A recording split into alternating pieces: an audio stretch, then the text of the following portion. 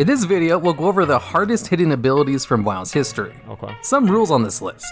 It can be any class ability from any expansion, using whatever buffs and items were available to their class in a reasonable manner. And it will be excluding things like one-time damage buffs from bosses or one-time use items and stuff like that.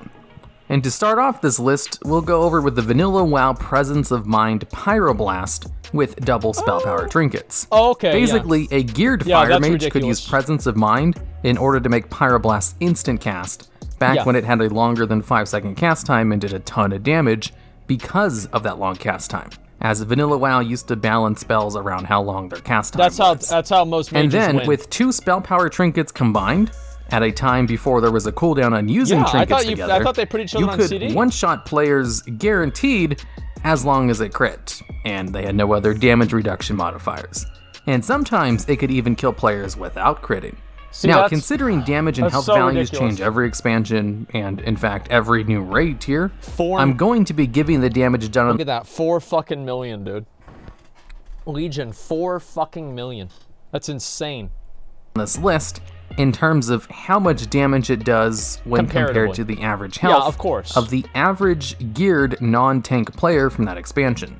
So, PON Pyro Mages gets a 100% health bar as its rating. Balm Pyro? One of the few times in WoW's history where a player could one-shot another player pretty easily with one button, and in an official settings too. And at number 9, we have an ability which couldn't actually be used on players. And that's Vanilla WoW's Curse of Doom. Curse of Doom was a dot that lasted 1 minute and would only do damage at the end of that 1 minute. But it would do that damage in one large chunk. It was later changed over the course of WoW to do its damage along the way, like a normal dot. But they always made sure to give it a really long duration across basically all of its iterations. It was ridiculous. It was the amount of damage it did, if it could be cast on a player, could easily one-shot a player. But not much more than that. So it makes it on this list for one of the hardest hitting abilities in the game for that reason. That's true. Remember, these abilities don't actually have to be usable on players. I'm just using the average player's health as a metric in order to properly gauge how much damage these things did. And the number 9 and 10 spots basically just get 100%, being able to do about one person's health as damage. All the other ones will be a little bit higher than that. And at number 8, we have Touch of Death. This is an ability added in Mist of Pandaria with the Monk class and allowed them to instantly kill a mob about once every 2 minutes, give or take. And it never actually did say how much damage it did. It would just instantly kill mobs. Or, if used on a boss or something with more health than the monk, it would instead do damage equal to the monk's health. It was ridiculous. So if used on the tanking spec of the monk and popping a cooldown which increased the monk's maximum health, they could easily do more damage than the average health of a player from whichever expansion they were currently in. You just delete them. Although there was a little bit of a caveat on it, in that you couldn't actually use the ability on other players. You know an ability hits hard when it has restrictions of not being usable on other players. I think you could use it on players if it was under 10% It was also changed over the years to be usable as an execute in some expansions, where today you can actually use it on enemy players, except it works a little bit differently than it did when it was first introduced, where nowadays it counts the damage you do to the target and then will do damage based on the amount of damage you did to that target at the end of the little window it gives you. So it has the potential to do a lot of damage. But it's really on here for its original version of basically doing the monk's health as its damage. So it gets a score. It made this game so complicated nowadays. By the way, everybody get the fuck over to Silithus. Get the fuck over to Silithus. We've got 1 more spot in my raid. Actually, 2 more spots in my raid. And message me INV for an invite. Everybody should be here by the time I finish this fucking video. Of about 1.5 times the average player's health as damage. Can you message one of the warlocks here and ask them to leave and join your group? And at number 7, we have Light's Wrath, which is the one ability on this list that is used by a healer only. The Disc Priest, to be more precise. The Discipline Priest specifically from Legion, to be even more precise, as this was their artifact weapon ability. Artifact weapon abilities were basically class abilities, as a lot of them got turned into class abilities after the expansion was over anyway, so I will count those on this list. Now, what Light's Wrath did was have a long cast time in order to just do one big hard-hitting spell. because the Discipline Priest healing was based on how much damage they could do, and this ability would do 10% more damage for every atonement buff you had on people. Now, an average cast of Light's Wrath, assuming you had 10 atonements out for 100% more damage, which was a pretty average number, did not do more damage than the average person's health. It was a pretty big chunk of damage, but it wasn't as hard-hitting as something like a Chaos Bolt, for example. It's not even an a big ability deal, famous for being really hard-hitting. Yeah. It did absolutely do more damage than a Chaos Bolt, though, if it was supercharged. You see, pretty much every artifact weapon had a hidden special ability. Most of them were just little RP things out in the open world, but Light's Wrath had a damage component to its hidden ability. You see, once Light Wrath was supercharged, it would increase the damage of your next Light's Wrath cast by 500%, and the ability already hit really hard on its own. So if you were able to get out a couple of atonements, maybe getting out 10 of them to increase the damage by an additional 100%, a Light's Wrath that was supercharged could hit for about 2 times the health of the average player from Legion. So 8 million? It was more like 1.75 times more, or 175%. It wasn't a true double, but hitting for nearly double the average health of a player definitely puts it on this list as a very hard-hitting ability, even if Light's Wrath only got supercharged maybe once a week. This hidden little feature so rarely procced that it wasn't even noticeable. And this is why you've never heard anyone complain about this ability in raids or PvP, because they basically got this proc one time a week if they were lucky. I should know, I mained a Disc Priest during that expansion. That is so fucking cool, And at number 6, we have another artifact ability, and that's the Warlock's Falcons Consumption. Oh, I hate this. This artifact weapon had the special ability to do a large chunk of damage to your opponent by converting 8% of the health of all of your current summoned demons into that damage. What a massive So Warlock players using this in order to get the highest hitting attack possible would just have a crap ton of demons out, as Demonology Warlocks could summon a lot of demons. And then buffing those demons in order to increase their health. As well as using a legendary item that buffed its damage by a ton more, and a few other things. I won't get into specifics, but basically, they could do about 2 times the average player's health as damage, or more about 190% more. It wasn't consistently more than 2 times, but it was pretty darn close by some of the best players in the game who were able to get it to really big numbers consistently in raids. And then of course, there were some specific dungeons in Legion that would increase the health and damage of everyone in the party. So a group of Warlocks on one of the Warlock Discords would post screenshots to see who could get the largest hitting Falcons Consumption hit in Blackroot Cold on the final boss, with many of the Warlocks getting numbers up to 8 times the average health of a player pretty regularly.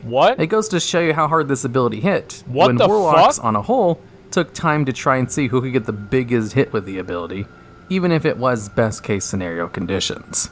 And at number 5, we have Fan of Knives. Now, this is an AoE ability from the Rogue class, but it is on this list for its single target damage, surprisingly, clocking in at 250% damage of the average player's health from its expansion. And of course, this one was in Legion as well.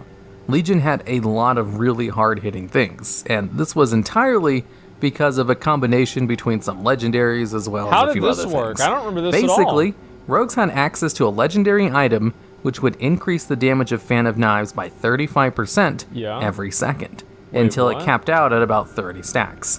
Or about 1,050% increase to the damage. They had another legendary which gave them a 100% chance to crit while stealth, and for 5 seconds after leaving stealth. And a PvP talent which increased the damage by an additional 150% if it hit 3 targets or more. And a few other damage increases allowed this ability to always crit, do a ton of damage to a single target, as long as you hit 2 other targets as well. And these combos did work in World PvP. So rogues would sometimes go around to small groups of people and just one-shot them with a single Fan of Knives. Oh my god. And if the Fan of Knives didn't kill them, then the number 4 spot on this list probably would. Wow. And at number 4, we have another rogue ability from Legion, and that's Death from Above / Eviscerate. Stupid, dude. Under best case scenarios, a rogue could hit with this ability for about 375% the average health of a player, or a whole 100% more than Fan of Knives. Death from Above was a cooldown based finisher that rogues used to have, which would do a little bit of damage at first, and then launch the rogue into the air, and then have them slam down and use a buffed version of Eviscerate, which is why I include Eviscerate in this part of the list, because it was literally a part of Death from Above. So, what a rogue could do in order to buff the damage to do as much damage as possible was use a combination of a whole bunch of abilities and items and stuff. Basically, sub-rogues had a few abilities which increased the damage of their finisher moves, including their artifact weapon. They had an ability which just straight up increased their total damage done, which was further... Do you guys remember back in the day whenever like the game was complex like this? Does anybody remember that? Like, because I'm just thinking about it. Does anybody remember that? That was so cool. Back in the day in Legion, yeah, like last year, basically. Fuck, man. Like, I'm just thinking about all these like bonuses and shit that you can put together. Increased by a tier set bonus. They made use of the legendary, which gave them 100% crit chance when coming out of stealth, and used the damage bonus from Shadow Dance. So basically what they would do is use all of those buffs, get maximum combo points, and then use Vanish in order to enter stealth, and then they would actually use Death from Above. And as they were launched into the air, you actually had one more global cooldown before the ability would do its second hit. Yep. So they would use Shadow Dance as they were about to land the ability in order to get the Shadow Dance bonus. Jesus And with Christ. all of this, they were able to get near 4 times the average player's health as damage. What the? Of course, all of this was incredibly difficult to align together, assuming best case scenario, but that's kind of what this whole list is about. That's insane. And at number 3, we have the Prot Warrior Vengeance Execute from Mist of Pandaria. Pre-nerf.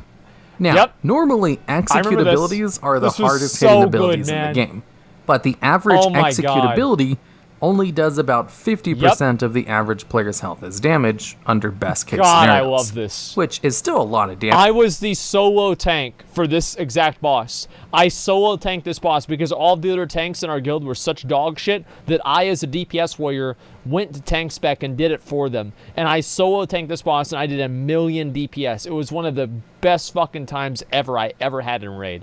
It was so awesome. Damage, but not enough for most of them to make this list. Yep. But despite execute abilities historically hitting the hardest, this is the only one which will appear on this list. And this one is probably the hardest single hitting ability in the game's history, as you'll see once we go over the first 2 spots. But let's go over why this particular execute from this particular point in time in WoW's history hit so hard. Vengeance was a mechanic they added to the game as kind of a way to increase the tank's threat by increasing their damage. So, as the tank took damage, they would get an attack power buff through Vengeance. So, the more the tank got attacked, the more attack power they got. And it used to be there wasn't really a cap on this. Stand in the fire, DPS higher. If there was a cap, it was an incredibly big cap. Yeah. Because Prot Warriors in this particular time period of a nearly uncapped Vengeance had access to the execute ability, which has historically been one of the hardest hitting execute abilities, as shown by the fact that execute abilities are named after it, and could hit with execute for about 1,800% the average health of a player, or 18 times the average player's health as damage. Now, in this time period, that was a lot of damage.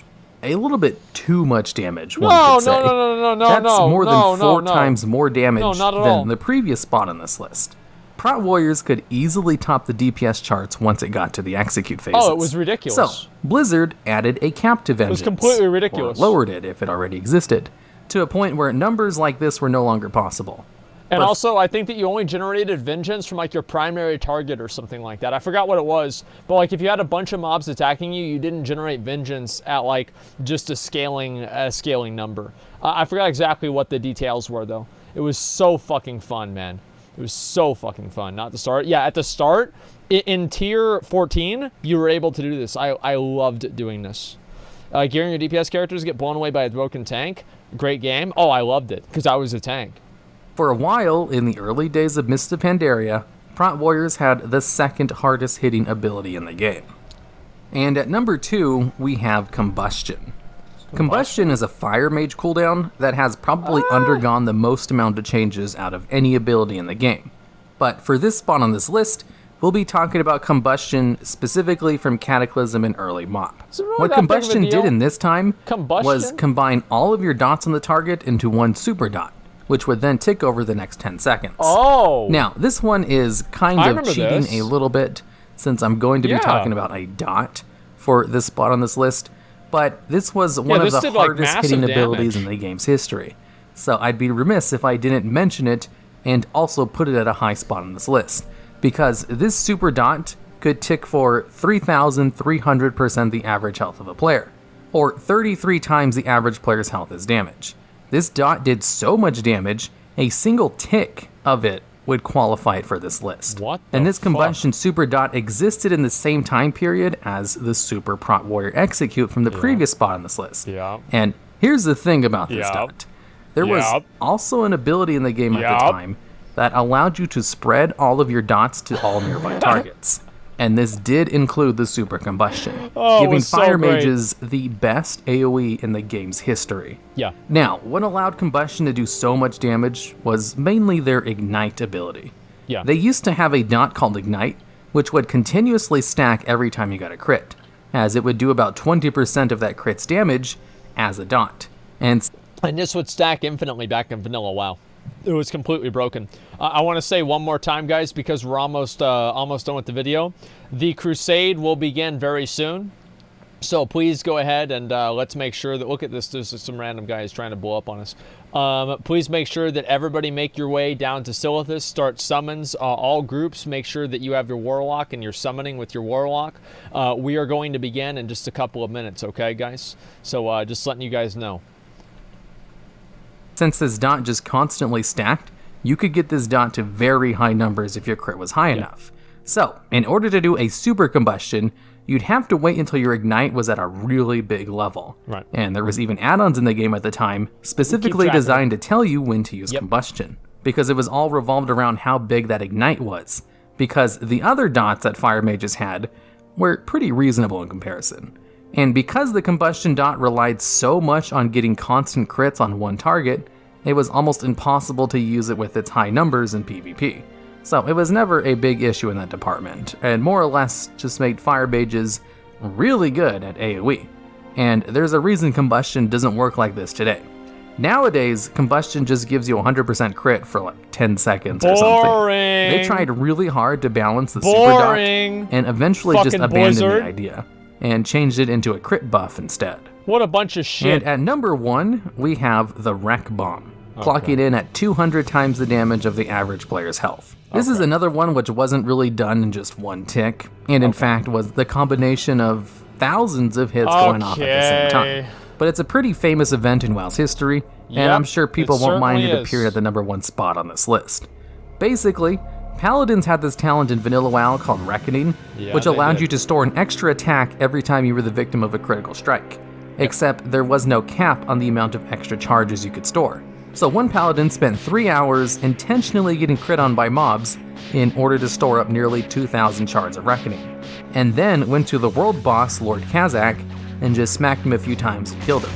It wasn't really all done in one shot. It did take Kazak a few seconds to die, but I think that was more of a server lag problem than it was the ability not properly one-shotting. I wish that guy had, dude, I wish that guy had recorded it. I wanted to see, like, what did his screen look like? Like, what was it, just like a million fucking 200s or something? Like, I would be so fucking cool, man. I really wish he had recorded it. I should say, Blizzard hotfixed Reckoning almost immediately after this was done, and it was changed to only store 4 extra attacks, which seems like a big oversight on their part in the first place. This was the first and only time a player was able to one-shot a raid boss from that current expansion, and that's why it's at the number 1 spot on this list. Alright, and that's the list. If you think I missed any other harder hitting abilities or have ideas for future videos just like this one, I'd love to hear about them down in the comments.